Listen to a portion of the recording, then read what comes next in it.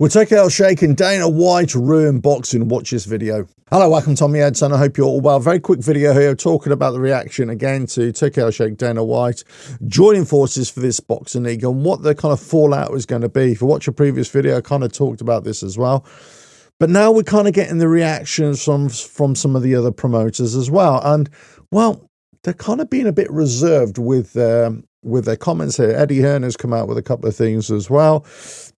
He's basically said, look, I'm not really sure what's going to happen. If we might be involved, we might not be involved. And look, the language that's coming out of Turki Shake, I've said this in the past about watch what's going to happen to Turki Shake, because he's doing business with the promoters now. But at some point, why does he need them? If he's running the show, why does he need them? And that's exactly what's happened. He's basically come to a point, and where he's saying that he's going to crush all the other promoters out of the game, then you've got to be thinking, if you're Eddie Hearn or Frank Warren or Tap Rank or any of the others, Oscar De La Hoya, you're thinking, what the hell's going on here? We had all the good times. Now he's going to turn his back on us completely. We got nowhere. Where does this leave us?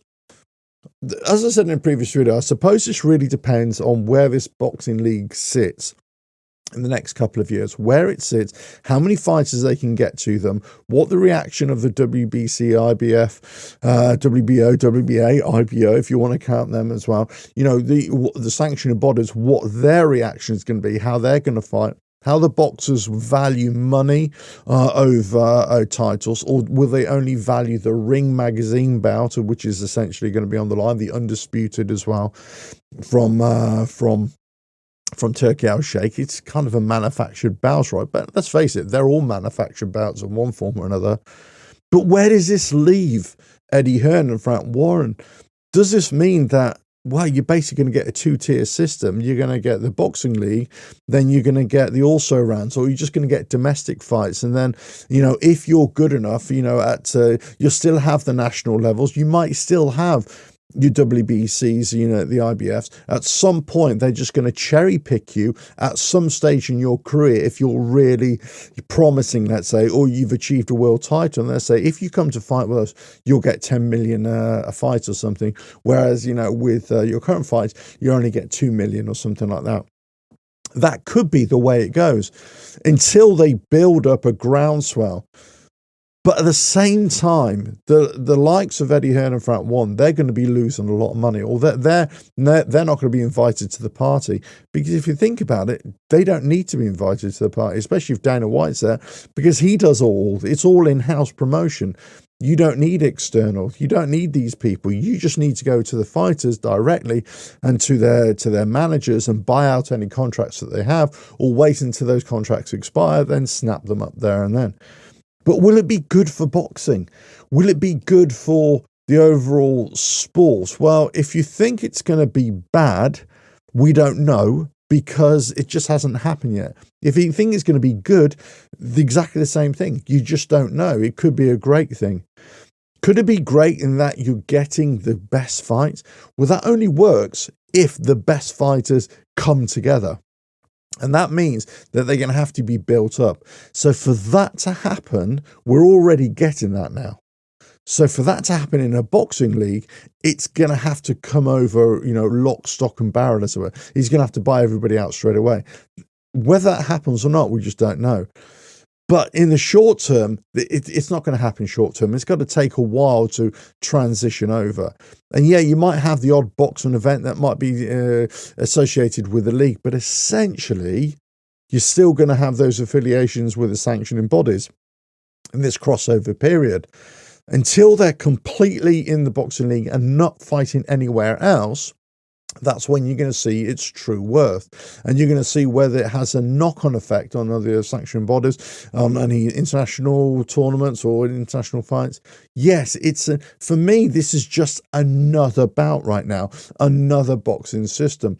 Doesn't necessarily make it better, doesn't necessarily mean it's going to ruin boxing. It just means that it's possibly going to clutter up even more. What's for sure is that we're definitely going to get more boxing. Will it be better quality boxing? Possibly. Will Turki Al-Sheikh and Dana White be offering more money? Certainly Turki Al-Sheikh in the short term to get these boxers in, just like they've done with football, just like other countries like China, bought loads of foreigners in just to bolster up the league. Saudi have done it with the foreign players going into the Saudi league as well. So it's a similar kind of thing. They might just, spurge a lot of money just to get fighters in, then try and raise up their own crop of young talent as well. So that young talent come through, that's going to take about 10 years. In the short term, you can buy out contracts, but I just can't see it overtaking. And I can't see it ruining traditional boxing either. I just think it possibly is going to clutter it up too much. I don't agree that we're going to get this is going to be the best for the fans. We're going to get the ultimate fights, because you can have some fighters inside the league and you can have some fighters outside the league. And it's whether these two entities, whether the sanctioning bodies will want those fighters to go into the league and fight in there as well. It really depends what the relationship is with Turki Al-Sheikh and Dana White and those other sanctioning bodies, because if those other sanctioning bodies and them don't get on, you're never going to have these fights either. It's a bit of a mind swell right now, I've got to say. And, is it going to be a good thing for boxing? Don't know. What about Eddie Hearn's reaction? Bit muted as well. So Frank Warren and everything like that. I think they've been hit between the eyes. They probably knew it was coming. They probably didn't think that Turki Al-Sheikh was going to be using the kind of language he's been using, and they're probably going to feel a bit sore about it behind the